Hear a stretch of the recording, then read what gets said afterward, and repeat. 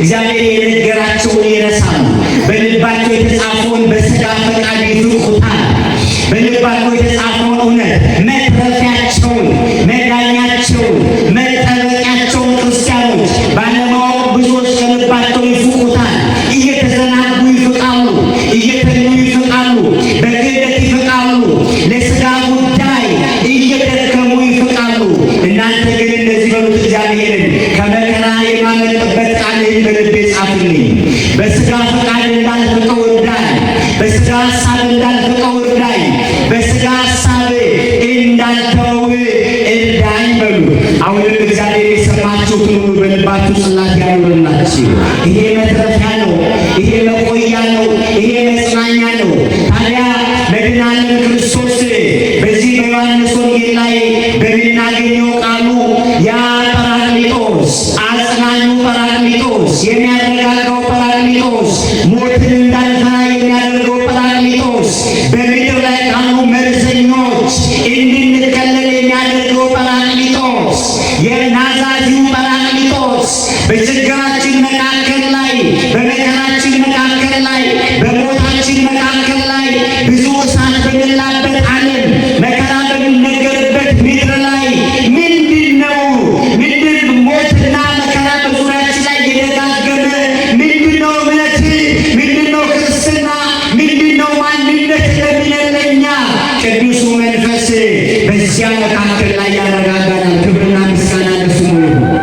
ክብርና ምስጋና በእውነት ዛሬ ብዙዎች በዚህ ዘመን ላይ የሚያጽናናቸው ያጡበት ዘመን ነው። ለዚህ ነው ከወንጌሉ በላይ የሚያሰክረው የሚበልጠው። ለምን? ሰው መጽናናት ስላቃተው የሚፈራው ቁጥሩ የጨመረው፣ የሚሰራው ቁጥሩ የጨመረው፣ በሕይወቱ መካከል የኑሮ ውድነቱ፣ መውጣት መውረዱ፣ የሥጋ ፈቃዱ፣ የልጆቹ ጉዳይ፣ በሕይወቱ ላይ ያለው ብዙ ተግዳሮት ብዙውን ሰው ፈሪ አድርጎታል። ብዙውን ሰው እየቆመ እንዳይቆም አድርጎታል፣ እንዳይረጋጋ አድርጎታል፣ እንዳይጸና አድርጎታል፣ እንዳይበረታ አድርጎታል። ታዲያ ለዚህ ነው ጌታ አጽናኙ ጰራቅሊጦስ ሁሉን ይነግራችኋል። አጽናኙ ጰራቅሊጦስ ለሁሉ ጉዳይ ያስተምራችኋል። አጽናኙ ጰራቅሊጦስ የሰማችሁትን የነገርኳችሁን ሁሉ ይነግራችኋል። ሁሉን የሚነግረን ምንድን ነው? ዓለም የምታነቅ አንድ ብዙ አጀንዳዎች አሉ ክርስቲያኖች። ከዚህ ምድር ላይ የምንሰማቸው ብዙ የክፋት አጀንዳው፣ የመጥፋት አጀንዳው፣ የእልቂት አጀንዳዎች ዓለም በተለያየ ጊዜ ትነግረናለች። ይህንን ዓለም የምትነግረንን ይህንን አጀንዳ ቅዱሱ መንፈስ ዓለም በምትነግራችሁ በዓለም ጉዳይ አትፍሩ ያለ ስለ ዓለም ተንኮል ይነግረናል። ስለ ገዳዮቻችን ጉዳይ ይነግረናል። ጥፋት ስለሚመኙልን ጉዳይ ይነግረናል። ሞት ስለሚመኙልን ጉዳይ ይነግረናል።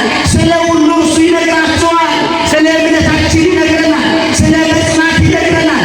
ስለ መበርታት ይነግረናል።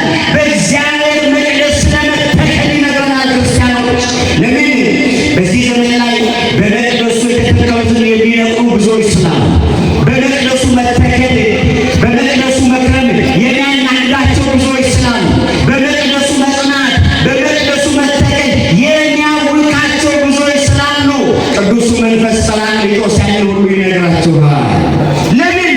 እንድትጸኑ፣ እንድትበረቱ፣ የሥጋ ፍቃድ ሳይሆን፣ የሥጋ ሐሳብ ሳይሆን፣ የሥጋ አጀንዳ ሳይሆን ቅዱሱ መንፈስ እንዲሞላባችሁ ታላቁ ጳውሎስ የተመረጠው ጳውሎስ ሲናገር ክርስቲያኖች፣ አማኞች፣ ክርስቶስን የምትሰሙ በቤተ ክርስቲያን የተተከላችሁ እናንተ መንፈስ ቅዱስ ይሙላባችሁ አለ። እስቲ ሁላችሁ ተናገሩ፣ መንፈስ ቅዱስ በሉ።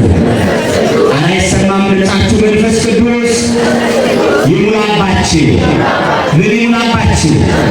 ምን ይሙላባችሁ? እስቲ መንፈስ ቅዱስ ይሙላልኝ የምትሉ እጃችሁ ነው። መንፈስ ቅዱስ ይሙላል። የሚያጽናናው መንፈስ ክብርና ምስጋና ለስሙ ይሁን። መንፈስ ቅዱስ ይሙላባችሁ። ሌላ ነገር አይሙላባችሁ። መንፈስ ቅዱስ ይሙላባችሁ። የሰዎች ምክር ቢሞላ ምክሩ ሲረሳ ጭንቀቱ ይመለሳል። የፈላስፎች ንግግር ቢገባ ፍልስፍናው ሲከሽፍ ሀሳቡ አብሮ ይከሽፋል። የመንግስታት ጉዳይ ውስጣችን ላይ ቢሞላ ዘመንና አጀንዳቸው ሲያልፍ ያን ጊዜ ባለዎች እንሆናለን። መንፈስ ቅዱስ የሞላበት ግን ዘለዓለም በሰላም ይኖራል፣ በመባረክ ይኖራል፣ በመብዛት ይኖራል፣ በበጎነት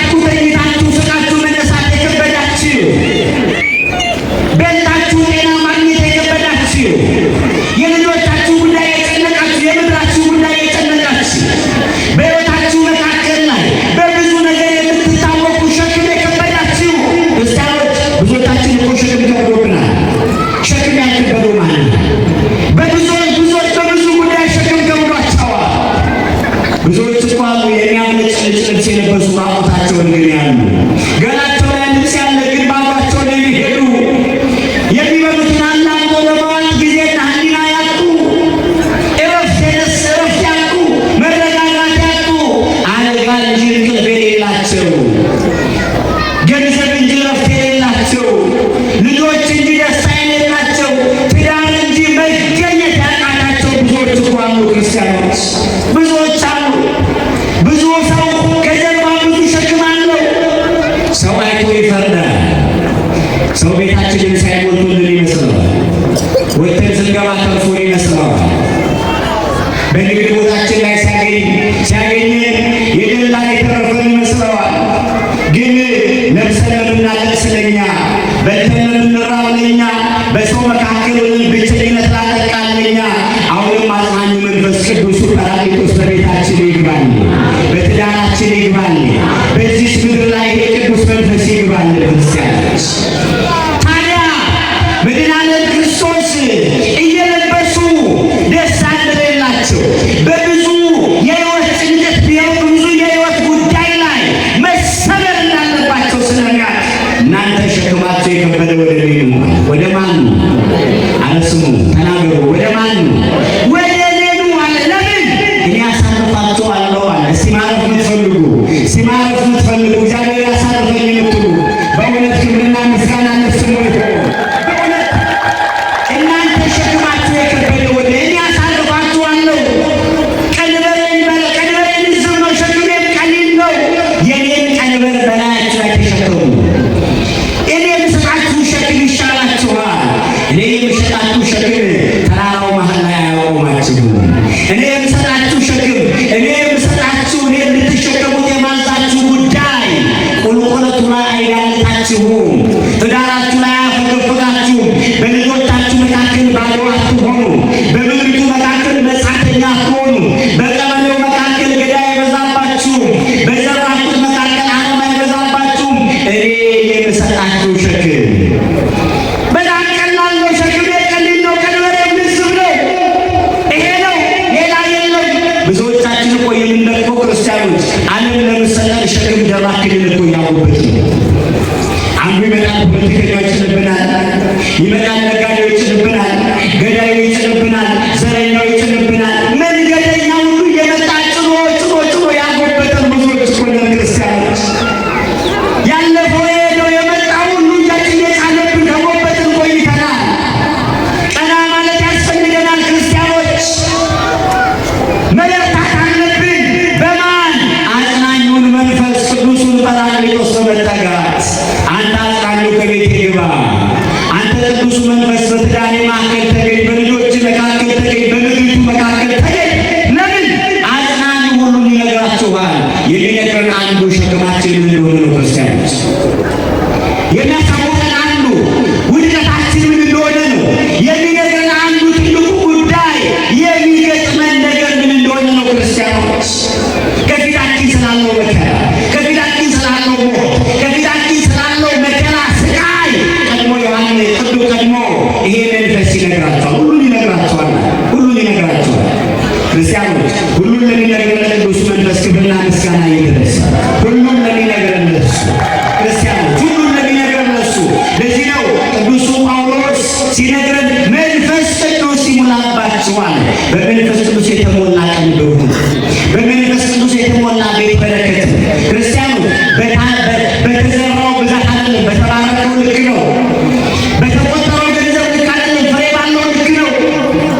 በወደቀው ገንዘብ ልክ አይደለም፣ በተነሳው ልክ ነው። ክርስቲያኖች በገነባነው ቤት ልክ አይደለም፣ በእግዚአብሔር በዛ ልክ በመገኘቱ ልክ ነው። ክርስቲያኖች በዚያ ስፍራ ብቻ አይደለም፣ በዚህ መካከል ባለው ነው። በዚያ ዘመን ላይ ስላለው ጉዳይ ነቢየ እግዚአብሔር ሕዝቅኤል ሲናገር ቅዱሱ መንፈስ ናገሰልን ከሆነ ክርስቲያኖች አንድ አረቦን ስንዴ አለ በዚህ በአንድ ዲናር አንድ አራተኛውን ስንዴ ትገዛላችሁ ይላል። ምድሪቱ የምታልቅበትን የረሃብ ጉዳይ ሲናገር፣ ምድሪቱ መካከል ስላለው ስለ ጭንቅ ጉዳይ ሲናገር፣ ምድሪቱ መካከል ላይ ስላለው ስለ ሞት ጉዳይ ሲናገር አንዳንዱን በጥይት ይገለዋል፣ በጦርነት ይገለዋል፣ በጤና ይገለዋል። ጤና ሌላ መሰል ጉዳይ ያልገደለውን ደግሞ በረሃብ ይገለዋል። በረሃብ ያጠፋዋል። በረሃብ በስቃይ እንዳይኖር ያደርገዋል። ይሄንን ቅዱስ መንፈስ ይመጣላችሁ። እሱ ረሃቡን እንዴት እንደምታልፉ፣ መከራውን እንዴት እንደምታልፉ፣ ከገዳይ ወጥመድ እንዴት እንደምታልፉ፣ መከራ ካሰበባችሁ ክፉ መንፈስ እንዴት እንደምታልፉ፣ ክፉ ከሚነግራችሁ መንፈስ እንዴት እንደምታልፉ፣ ሞት ከሚያሞትባችሁ ጆሮ እንዴት እንደምታልፉ ቅዱሱ መንፈስ ይነግራችኋል። ክርስቲያኖች አሁን እኮ የምንኖረው እኮ ጨለማ በበዛበት አለ። ነገር እንደገና ነው አለመላለም ሱልጣን እንደሚገኝ ማናውቅ ማሻተኛ ያለበት እንደሚከሰት ነው። አብረው የሌሉ ቤተሰቦቻችን ምን ይሆኑ እንደሆነ አናውቅም። ለዚህ ነው ጌታ ሲነግረን እርሱ ሁሉን ይነግራችኋል፣ እርሱ ሁሉን ያሳውቃችኋል። ምን እንደሚገጥማችሁ፣ ምን እንደሚከወን፣ ምን እንደሚፈጠር እርሱ ይነግራችኋል፣ ያጽናናችኋል። ሞት ቢመጣ በዚህ በነገር መካከል ስቃይ ቢመጣ፣ መታወቅ ቢመጣ፣ መረበሽ ቢመጣ በዚያ መካከል ደግሞ አጽናኙ ስለእናንተ ይልካል፣ ሚያመለክታውን ይልካል። ስለዚህ ሰው ሁሉ ማለት ከፈለገ ጆሮ ወደ እግዚአብሔር ማዞር አለበት። ሰው መረጋጋት ከፈለገ ጆሮ ወደ እግዚአብሔር ማዞር አለበት። ለምን?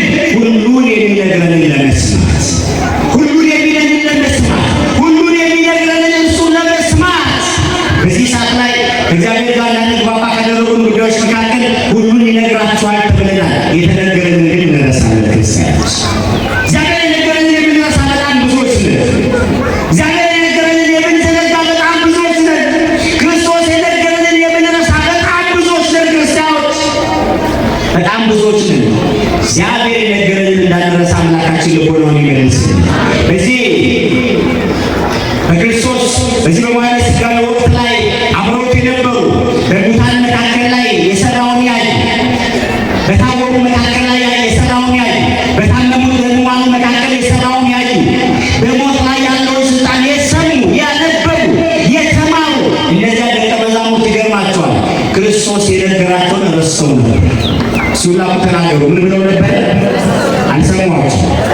ረስተው ነበር። በጣም ረስተው ነበር።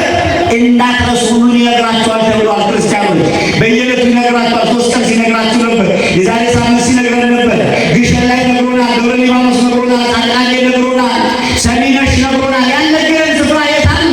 በዚህ ስፍራ ነግሮናል። በዚህ ዙሪያ ባሉ በእያንዳንዱ አድባራት ላይ ይሄ ቅዱሱ መንፈስ ነግሮናል፣ አስተምሮናል።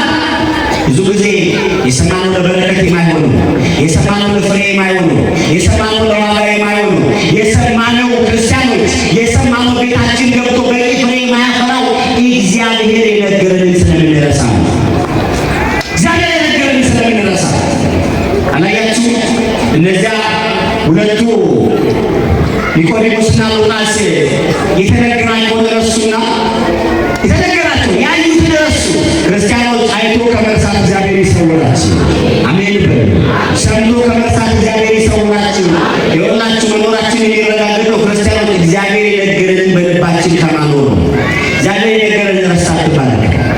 እግዚአብሔር የነገረንን ረስተ ቤት በረከት አይገባም፣ ሰላም አታገኙ። ነገሩ የተነገራቸው ምን ሰላም ነው የሄዱት? አነተናገሩ የተነገራቸውን ስለረሱ ነው ወደ ኤማሁስ ሄዱት። ብዙዎች አሉ ዛሬ እግዚአብሔር በትዳራቸው የነገራቸውን ትተው ወደ ሌላ ስፍራ ሄዱ። ብዙዎች አሉ እግዚአብሔር ለምድር የነገራቸውን ትተው ወደ ዘረኝነት ሄዱ። እግዚአብሔር የነገራቸውን ትተው ወደ መከራ ሄዱ። እግዚአብሔር የነገራቸውን ትተው ወደ ዝሙት ስፍራ ሄዱ። እግዚአብሔር የነገራቸውን ነገር ትተው ወደ ጉበኝነት ሄዱ። ብዙዎች አሉ። እግዚአብሔር በነገርን እንድንጸና በጎ ልቦና ለሁላችን ያድልን። ረስተው ሄዱና ገርማቸዋል። በነገራቸው መካከል ላይ የሚያወሩት ነገር ስለምን ነበር እያሉ ነበር የሚያወሩት። የእግዚአብሔርን ጉዳይ ነበር ብሎ ከማለት እሱ ይሰውራችሁ።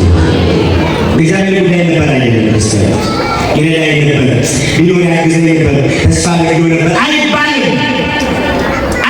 ክርስቲያኖች ይሄ የሚረሱ የሚዘነጉ ሰዎች አንዱ ምልክት ይሄ ነው። አላያችሁ? ይታመማሉ። ገና ከልጅነት ጀምሮ እስከ 50 ዓመት የጠበቃቸውን እግዚአብሔር 50ኛ ዓመት ላይ በመጣ ይረሱታል። ጸበል ይሞክራሉ፣ ሕክምናውን ይሞክራሉ። መፍትሄ አልባ ሲሆኑ አይ እግዚአብሔር የለም መሰለኝ። እግዚአብሔር ከዚህ ይሰውራል። ለዚህ ከምናወጽበት ፈተና እሱ ይሰውራል። ታዲያ እረሱት። በቃ ይሳይል ሊገይሻል ተስፋ አድርገን ነበር እያሉ ስለሰሙት፣ ስለተማሩት፣ ስለጠበቁት ጉዳይ በነበር እያወሩ ሲሄዱ እሱ ሶስተኛው መጣ። ግን እንደዚህ ያለ መጽሐፍ አላወቁትም ይላል። ሁላችሁ ተናገሩ ማለት ተናገሩ ማለት እሱ ክርስቲያን ብዙ ጊዜ ቤታችን ይመጣል አናውቀው፣ ዳራችን ላይ ይመጣል አናውቀው፣ በመንገዳችን ይመጣል አናውቀው፣ ከገዳይ ያሳልፈናል አናውቀው፣ ከመንገድ ይጠብቀናል አናውቀው፣ ከበረሃ ያሻግረናል አናውቀው፣ ክፉ አሰቡብን ይከለለናል አናውቀው፣ ክፉ በሚያወሩ መካከል ይጠብቀናል አናውቀው፣ ተወደደ በምንለው መካከል ያኖረናል ግን አናውቀው። አእምሯቸው እየሄደ አላወቁትም ይላል። ቤታችን እርሱ ገብቶ ካለማወቅ እርሱ ይሰውራል። በእውነት ብልህ የሆናችሁ ሰዎች በቤታችሁ እግዚአብሔርን ፈልጉት። በልጆቻችሁ መካከል እግዚአብሔርን ፈልጉት። መከራ በበዛበት ኑሯችሁ መካከል እግዚአብሔርን ፈልጉት። በሚታወቁ ጤናችሁ መካከል እግዚአብሔርን ፈልጉት። አጠገባቸው ነው ላለማየታቸው ትልቁ ጉዳይ የተነገራቸውን ስለረሱ ነው። ተነገራቸውን ባይረሱ ማኖሮ ኢየሩሳሌም ጥጠው ነው ሲሄዱ ነበር። አሁንም ድጋሜ የተነገራቸው ነገር ደግሞ ራሱ ነው። አሁን አጣኑ መንፈስ ጰራቅሊጦስ ይመጣል። እርሱ ሁሉ ይነግራችኋል፣ እኔ የነገርኳችሁ ሁሉ ያሳውቃችኋል አላቸው። ያን ነገር ሳትመጣ ዛሬ እግዚአብሔር እየነገረ ነው ልትዳራችሁ። ዛሬ እግዚአብሔር ለጤናችን እየተናገረ ነው። እግዚአብሔር ለዚህ ምድር አሁን እየተናገረ ነው። እግዚአብሔር በየቤታችን ያለው ጎዶሎ እየነገረ ነው። እግዚአብሔር ባለበዛበት ማንነታችን እየተናገረ ነው።